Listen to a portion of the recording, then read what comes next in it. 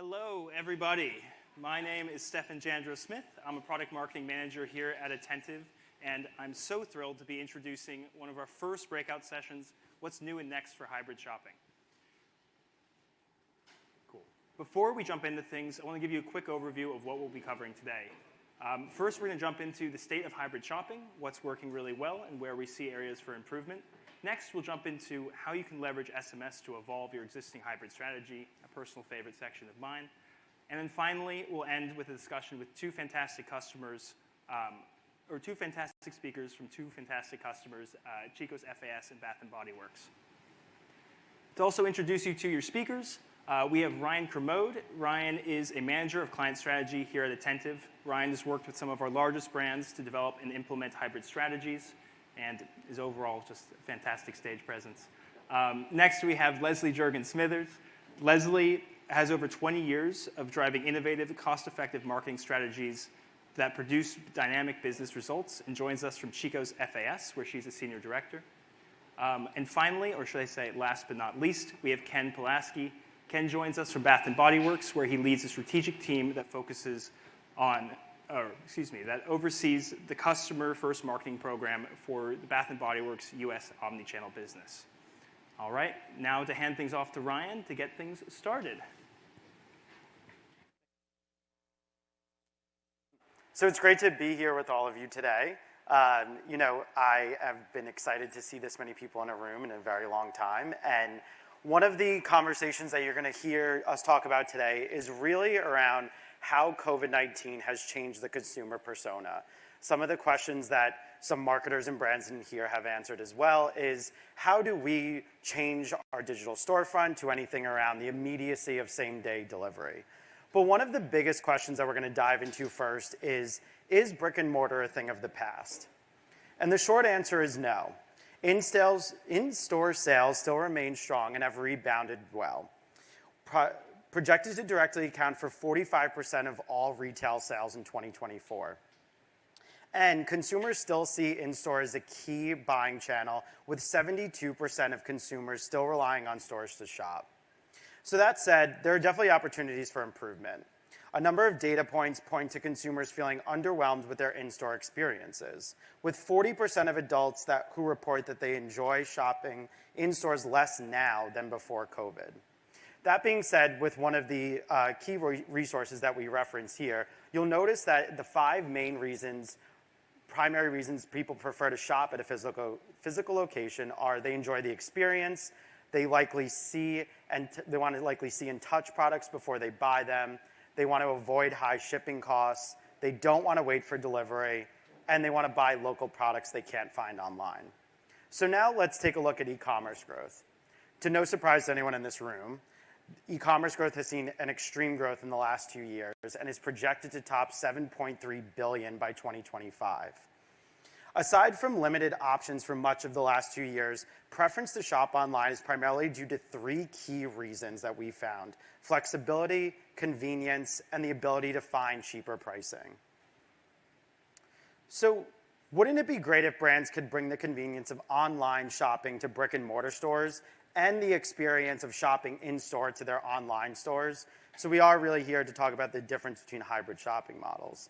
Some of the three key areas that you're going to see a lot of brands leverage throughout this journey are BOPIS, retail appointments, and same-day delivery. To give credit where it's due, click and collect alone is expected to double in the next 5 years, contributing to what we're calling the consumer snowball effect, where it's expected that flexible shipping options like BOPIS are standard from brands with a retail presence. And shoppers have highlighted that these experiences must be easy and seamless. Interestingly enough, these experiences appeal to a younger generation, highlighting that it is not just a moment in time shift due to responsive accelerated because of COVID. It is more that younger generations are expecting the option of having hybrid shopping, whether it's in-store or online. Specifically, Gen Zers are showing a clear preference for leveraging hybrid shopping models than compared to the general adult population, as you can see here. Great. So what's next? So you may have heard marketers use the term that online is the digital front door to my retail location. And while there's no falsehood in this train of thought, we here found it to be quickly outdated. So instead, I'd like to challenge all of you here to think of hybrid as a way of integrating the best of separate channels to create a cohesive customer preference-driven journey, where we're going to be sharing in-store and online best practices to create this cohesive journey. So now, while most of you are here, we want to dive into your hybrid strategy and how you can evolve it. So what we did was we took a step back and looked at how we can bring the physical presence to digital channels by breaking down essentially the 5 main areas that we found most key when looking at our interactions with physical stores. First, we have the awareness phase, which is really where a consumer goes in, they're browsing, they're exploring, they might not know what they want. Next is the familiarity phase, which is interacting with the product. What other sizes do they have? What other colors are there? Getting familiar with the different types of brands they might be comparing against. Next is one of the most important phases, which is the consideration phase. This is where the sales rep engagement begins to build the one-on-one relationship with the consumer, allowing for the questions to be answered as a source of truth, but also to maybe upsell and cross-sell them too. It's really a toughest point for some of our online retailers to crack. Next is the purchase, the immediate gratification of, I want something now, I can get it now, which is what the physical store really represents. Next, and finally, is our retention, which is really around post-purchase and loyalty. How do I continue the conversation after the consumer leaves my store and potentially bake in my loyalty program with them as well? So we're going to dive into some examples here. One of the first ways I challenge you all to think is create interactive product discovery experiences. One of my favorite examples here is what you're seeing is a user is receiving a text message for a plant brand. They are then guided to the site, which then brings them through what we have seen work very well with augmented reality. Augmented reality is a way in which that the user is allowed to visualize the product in their apartment, house, whatever it may be. It allows the discovery phase to really make form in a digital world. Some of you may be sitting in here saying, okay, well, I sell eyeliner. That doesn't really work for augmented reality. And as much as I wanted to, I agree. So I think, challenge yourself to become creative with this. You'll see a lot of beauty brands, if you're subscribed to them through SMS, leverage MMS video messaging to show tutorials on how to apply that makeup, which is the same exact way to get the same point across during the awareness phase. Next, we want to give customers a hand to hold regardless of which channel they're shopping on. So potentially the hardest portion of the online shopping experience is to recreate the ability to interact with a real salesperson. What if you could mimic the relationship of this? The questions around sizing, different colors, how do I get all these variations? That is where Attentive Concierge comes into play. Attentive Concierge is a very powerful tool that allows for a trained store representative to discuss one-on-one with the consumer, allowing them to choose the preference to which they want to communicate now. And in the meantime, they might be upselling and cross-selling them on a product that they weren't necessarily interested in the beginning. It's been a great tool that we've seen work very well with SMS in order to really nail down what we call the consideration phase. And in the long run, creating a high LTV consumer. Next, we want to talk about driving loyalty and conversions across channels. Another simple but effective way to drive online customers in-store, especially SMS subscribers, is through their mobile wallet. While customers find it much more difficult to find discounts in-store, geolocation-based coupons encourage consumers to make purchases, simply when they're in a predetermined distance from your retail store. As shown here, 75% of shoppers say that mobile coupons and special offers would drive them in store. This has also manifested itself into other ways through leveraging mobile wallet, whether that be through loyalty programs that you can use both in-store and online, and stamp cards even that we've seen work great, gift cards, etc. It's a great tool in order to bridge the gap between in-store and online for consumers. Next, we want to flip the script a little bit. We want to talk about bringing digital convenience to physical channels now. So now we're going to look at the important sectors of what the online experience represents. So through the awareness phase, it's the product recommendations. Product recommendations are truly the engine behind what consumers expect at this point now when going through the awareness phase. I'm gonna get recommended products that are probably within the realm of what I wanted already to know. Next, we're gonna go through familiarity and consideration. This really lives under product research and reviews. During the COVID-19 era, you've seen the community of product research and reviews skyrocket. Consumers are going on, looking at reviews, seeing what other people may like, what they might not like, watching tutorials, getting familiar with the product, and also the consideration phase. Because if you think about it, I'd rather want to hear from my peers than anything else about how the product works. Next, the purchase, which is definitely going to be mainly around how do we get the consumer the ability to purchase whenever they want and however they want in the digital sphere. And then lastly is going to be retention, which is definitely the personalized loyalty aspect. How do we take all of the purchase data here and build a customer profile in order to leverage a much more personalized experience for a loyalty program? One of the best examples that we start with here is creating unique in-store experiences across channels. So one of my favorite examples here is making product discovery through interactive product descriptions. So the example that you're seeing here is, let's say I go into the store, I try on a red jacket. I like the size of it, but I want the blue jacket. They don't have the blue jacket in stock. So I see a QR code above that, scan to see all available sizes. I scan it. I notice that they do have that color in stock. I order that color, have it shipped to me directly. It allows me to try on the jacket, be comfortable with the jacket, and then order that, so that this way it bridges the gap between in-store and online. At the same time, I also might want the 10% off too from the SMS opt-in on there as well. Next, we want to rethink checkout experiences and build loyalty. So one of the key advantages of online is the fact that consumers can check out through a variety of methods. I'd also encourage to think about brands expand the capability beyond their online presence, optimizing checkout across all channels. For example, our text-to-buy with Shop Pay integration enables brands the ability to check out wherever they want. One of the biggest examples that I also saw through this from a lot of my customers that I work with is the ability to send specific trigger messages based off of purchase cycles. For example, replenishment purchase cycles. How do I accurately send a message at the replenishment cycle point, which is what you are able to do throughout this with this tool. It's definitely been a great tool to capture customers across all channels with checkout experiences for really however they want to shop. Sorry.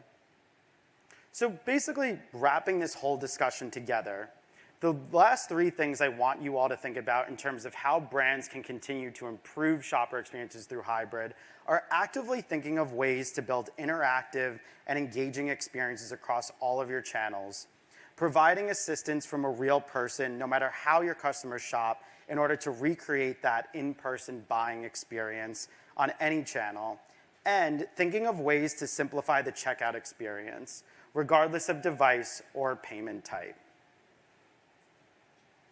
Next, we want to move into the discussion with our partners from Chico's FAS and Bath & Body Works. So we're going to have a hybrid discussion with Leslie Jurgen-Smithers and from Chico's FAS, a Senior Director of Retention and CRM, and then Kenneth Pulaski, who's a Senior Manager of Email and Mobile Marketing at Bath & Body Works.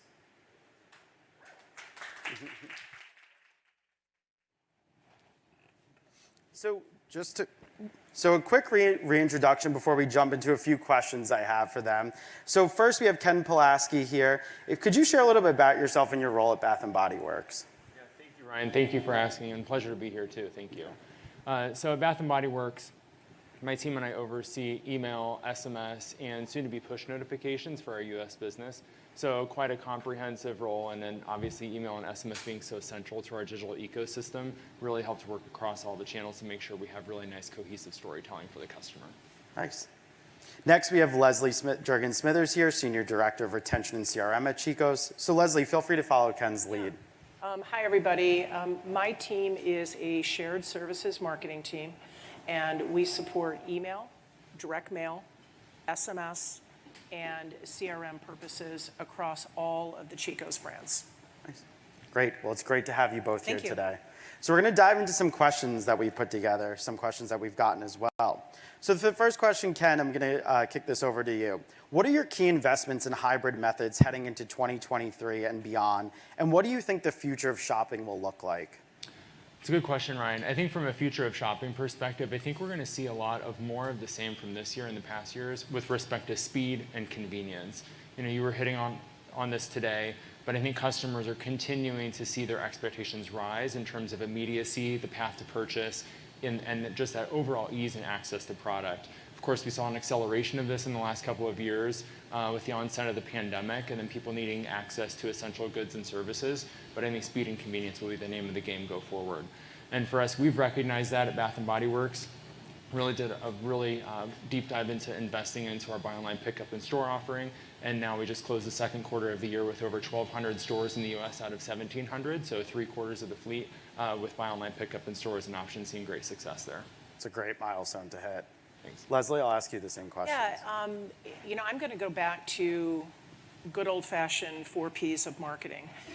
We want to be in the right place at the right time to the right customer, but with also the right messaging. In the prior meeting, if you were in with Bobby Brown, she really spoke to speaking to the customer and not at the customer. And we have found with a multi-channel approach to speaking to her, it is extremely important to drive her in store and then driving her for that second purchase online. That's great. Question off of this is, where in the customer journey do you think there's the most opportunity for hybrid investment? So I'll kick that over to you. To me? Yeah. Okay. Absolutely with the second purchase. What we see at Chico's is she loves going into the store. She loves the touching, the looking at the product, interacting with the sales associates that make the recommendation. And then that second purchase is definitely a great opportunity for us to convert her to online. So we do see first purchase in store, second purchase in line or online, and that's when SMS and email and the web presence really play a big part. Yeah, it's amazing. And Ken, anything to add on that? And to add on that, I think it's twofold, right? I think we continue to see the evolution of e-commerce and buy online to be more emotive, more of a tactile, interactive experience. I think a continuation of that thread will help just make sure that the experience online is as rich as it is in store. But then let's not forget when the customer's picking up the product, again, I think speed and convenience of getting in, checking in, receiving the product, and then leaving or making that incremental buy, that slippery slope of that experience, I think is really critical as well. Absolutely. Something funny with the buy online and pick up in store. Absolutely right. Convenience, being able to walk into the store and pick up your product, but there's also that great opportunity for add-on. So if you are walking in to pick up a purchase with a specific value, it's, again, very, very important for us at Chico's to help that customer understand what they could potentially add on in addition to what they've made that purchase online and pick up in store. Yeah, we've seen a lot of brands have great success with Yep. that too, so that's a great strategy. So moving forward, Ken, I'll ask you, which industries do you believe are executing hybrid the most effectively? What should we look to emulate as we continue to execute new hybrid strategies? Yeah. So as far as industries, it's interesting. I feel recently there's been more of this convergence, and the entire industry is that water level has risen, and everyone is really getting better at the overall experience. But I'd say at the onset of the pandemic a couple of years ago, the two that I saw rise to the forefront were general merchandise and grocery. I think probably just more out of a presence of need and the essential aspects of those goods and services. Yeah. Leslie, same for you. Yeah, for me, it's going to be the airlines. And, some may say, boo, because really timing is everything. But it is tying everything together from when you're ready to check in, when you've made it to the airport, you're sitting at your gate, you have an opportunity to be texted to move up closer to the front of the plane, or, and this is where you really have to thread the needle, the timeliness on if there's delays.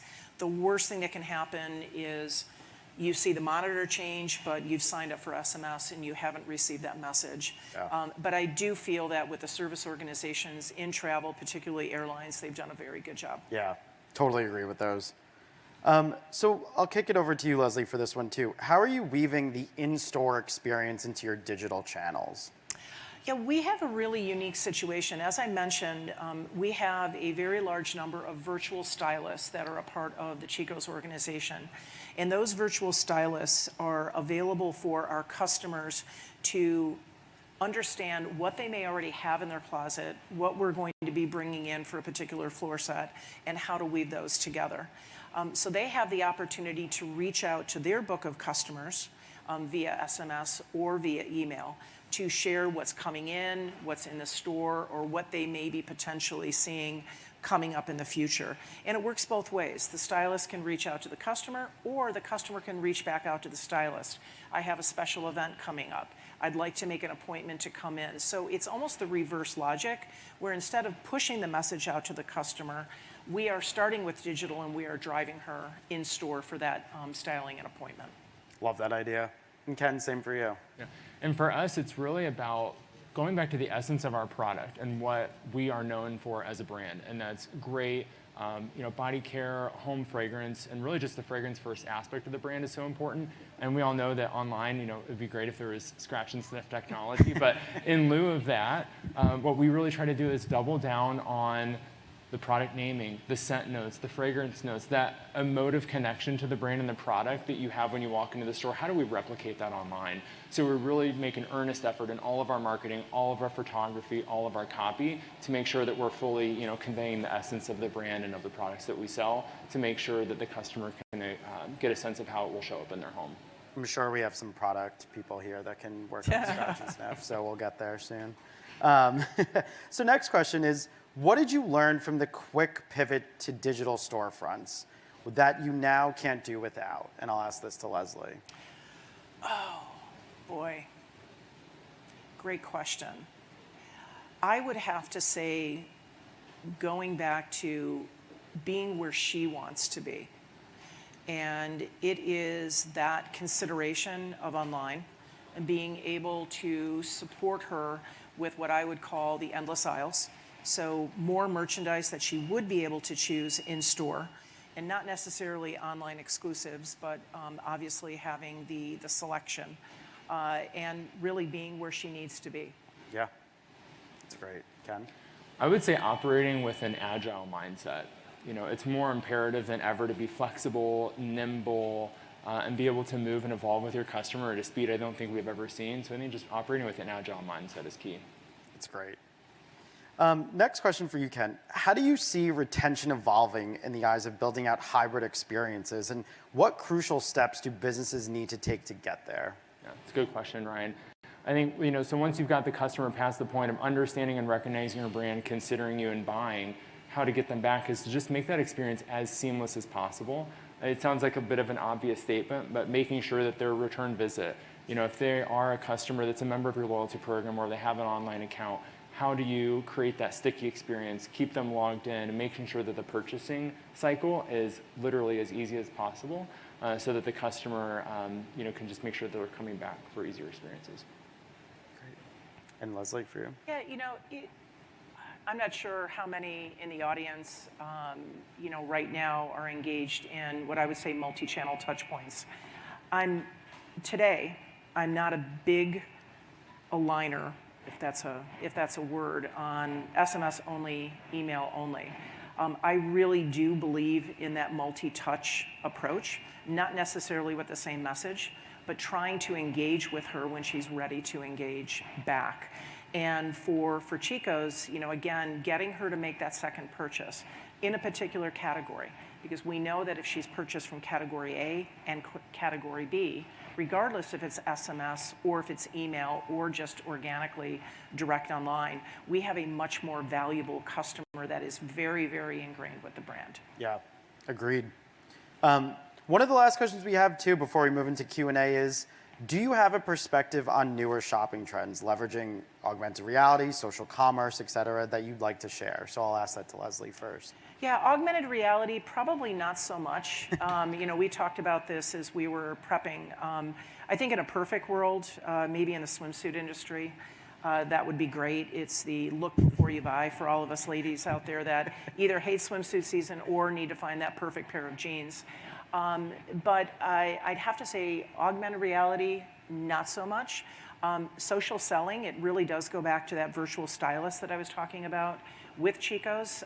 We do rely quite a bit on some of our virtual stylists to be sometimes the voice of the brand. Yeah. And Ken, what about you? For me, I think it's all about democratizing access to your brand. If you think about it right now, we have a proliferation of choice with where customers interact with your brand digitally, and I think that choice will only continue to increase. So how do you make sure that you're there for them when and where and how they want to connect with you?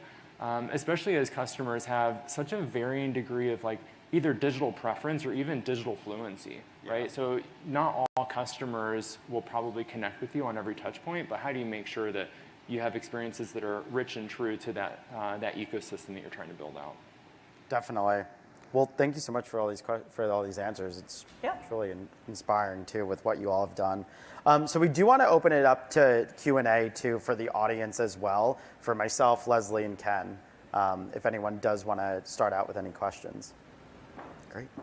Hi, I have a question. My name is Sierra. I'm Director of CRM and Loyalty at Beauty Counter. I'm just curious if you guys have seen an impact on lifetime value just in terms of customers who use certain aspects of what hybrid shopping looks like. Is there elements that have really impacted the way that obviously how your customers shop, but just how their values impacted long term? Do you want to take it? Yeah, I can take it, sure. Anytime that you add another channel into the mix for the touch point, as long as it's a very cost-effective channel, and I'm going to kind of push direct mail off to the side on that because we know the lift that we need to get in order to bring that in. We have seen, I'm going to use frequency instead of lifetime value.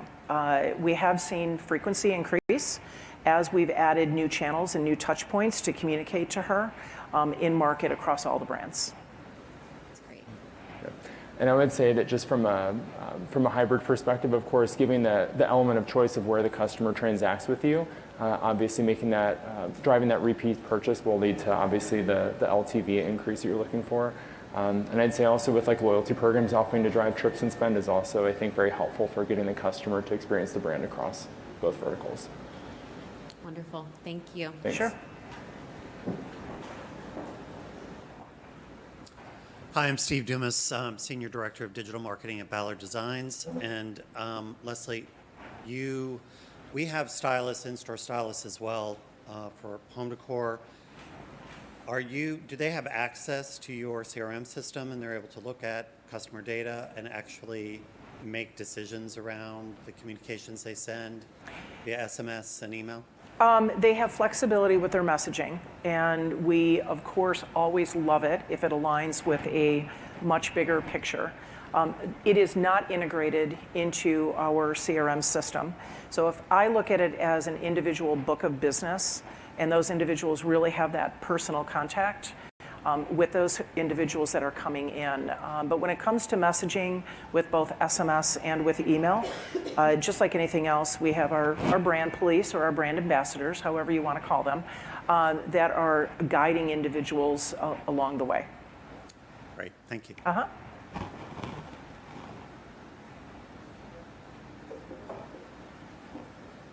Hi, I'm Hannah. I'm a Senior Manager of Retention at Blue Land. I had a question around cannibalization. So, you guys are talking about in-store, you're talking about digital. How do you have those conversations with the execs who are like, well, we don't want to, cannibalize one channel over another? And, how do we think about big picture of what the consumer wants and actually seeing growth versus, digging into one channel versus another?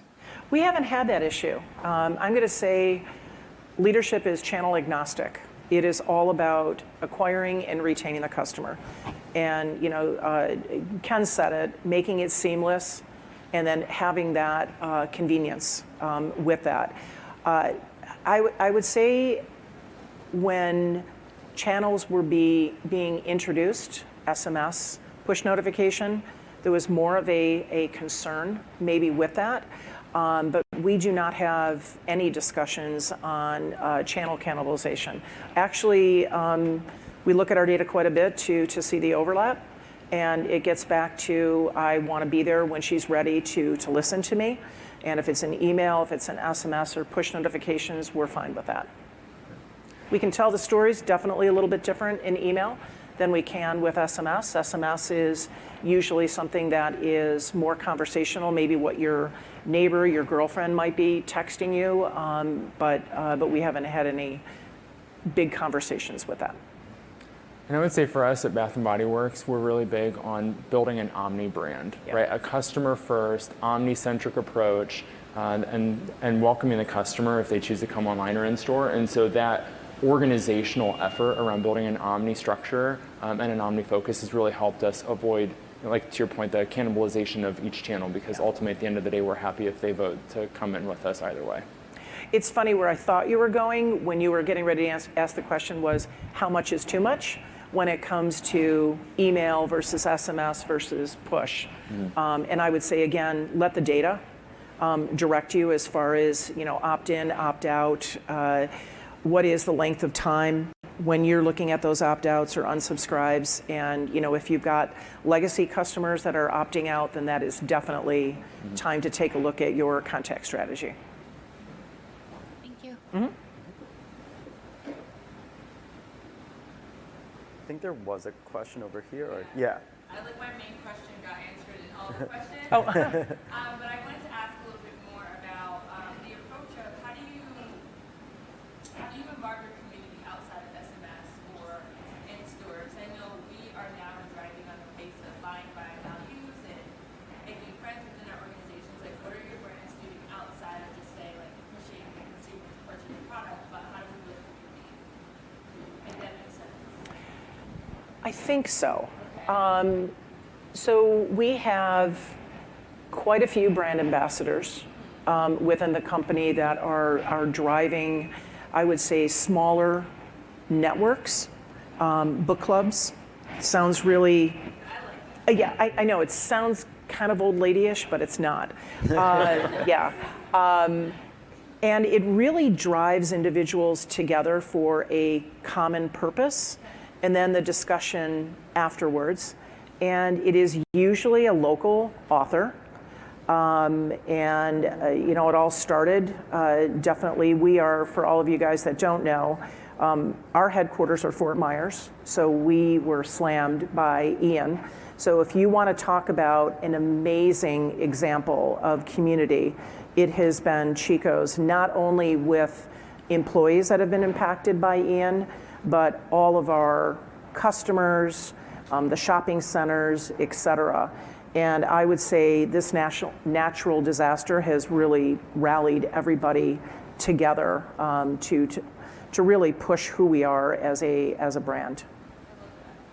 Mm-hmm. What about for your company, for Yeah. Yeah. And are you asking about internal or external community building? I would say external, like how do we get on the ground with the consumer outside of purchasing? Like what are brands doing to drive this community? Because we're moving to a point where we're moving away from big box companies because our consumers not only want to buy something, but they want to connect. What are the ways that they're connecting together, but also with the brand? It's a good question. So for external community building, I would really say we're continuing to see a proliferation of social media being a vehicle for us to engage, right? Because it's a way that you can have the one-to-one, you can slide into the comment section. It's public, but it's also one-to-one at the same time. And so we've seen our customers really rally as a community whenever we make a post on social or engage with them. They really do appreciate that. So I think the brand affinity and the brand love really comes through on our social platforms. Yep. Thank you.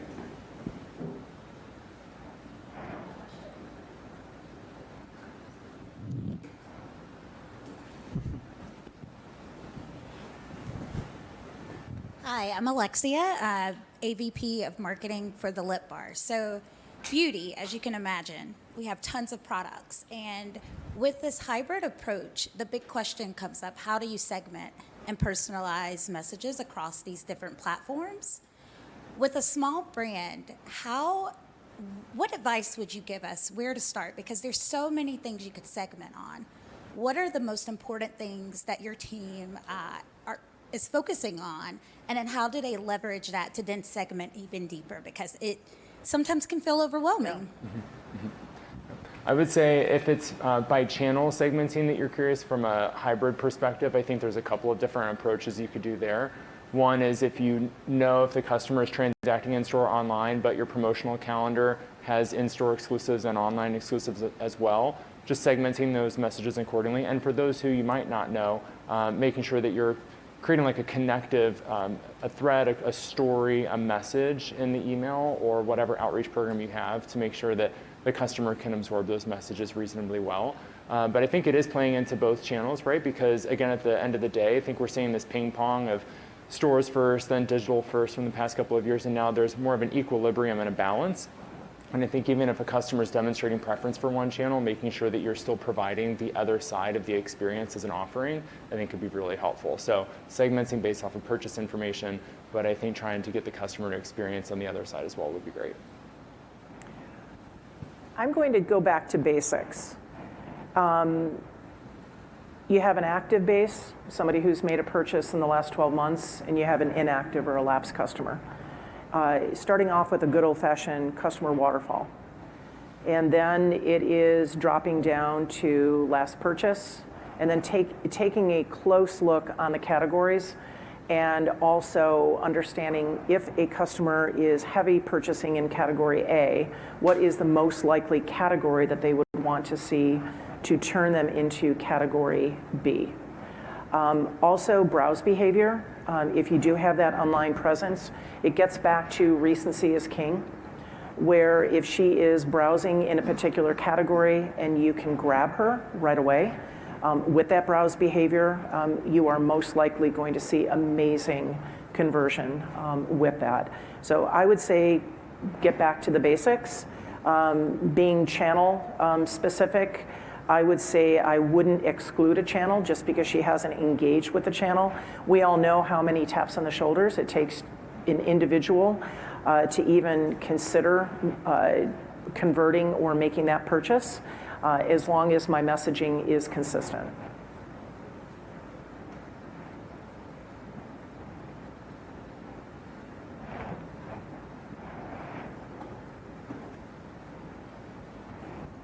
Nathan Enderly here. Quick question, because you guys have, but definitely the stores and the online.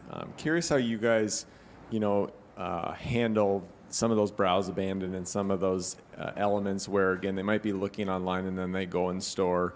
We talk about wanting to be relevant. Yeah.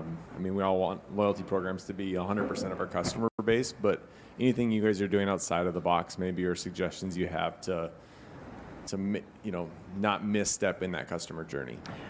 Yeah, I think it is, just like with anything else, a little bit of trial and error. So, of course, we have browse abandonment, we have cart abandonment, and those touch points that will come either relatively quickly after or maybe a couple of days after. It is all finding that balance as far as what is it? Is it plus hours? Is it plus days, et cetera? There is nothing worse than getting an email from leadership saying, Leslie, I got this email, I've already bought it. And it really, funny enough, is going back into those customer journeys, especially in email, and tweaking a little bit and ensuring that it's always going back to that purchase path as well. But it is still, I'd still say it is a little bit of trial and error on that.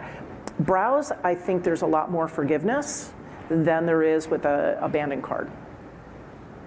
And I think like the convergence of the messages, so triggers versus daily sort of segmented sends is very helpful, because once you bring that in and you've already got the promotions, you have the brand storytelling, the emotiveness, but also then with a browse or an abandoned cart overlay as one cohesive message is also a really great way to just broaden the consideration set and just to give the customer, again, something else to react to as opposed to a standalone abandoned cart or browse.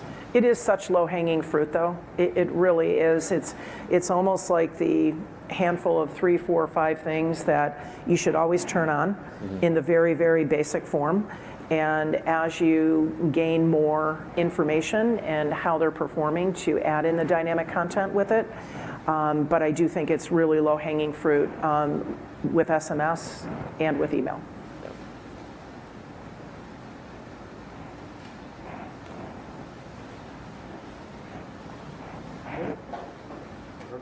one. There we go. My name is Gabriella. And so for the virtual stylist experience, is that designed to drive that second purchase experience, or is that more designed to drive customers into the store? Actually, it's to cement and support that emotional connection that our customers have with the in-store experience is really what it is designed for. And taking those channels on how she wants to be spoken to. I mean, gone are the days where, you know, sometimes you may pick up the phone or send out snail mail as far as a postcard, but it is more of that immediate connection with mirroring the world of digital and that personal touch and feel with our virtual stylists. Hopefully that helped. I think we have time for probably one more question. Thanks, Dad. I'm very intrigued about, I didn't tell you what I do. I own an inclusive media wellness retailer online called Populous Beauty, and our focus is about changing conversations on beauty needs. But I have a question about your virtual stylist. What is that process like? I know you look at it like a book of business, but how does it work in regards to your software? Is that something where there's a particular stylist, they get matched with someone? Like, what's that process like? I'm not going to wing it, I'll tell you. We work with on a separate platform for the virtual stylist, and I believe that book of business is grown either through referral or in store. You can show up in store in a brick and mortar, and you can engage with that sales associate that can be a virtual stylist if you do not want to come back into the store for that experience.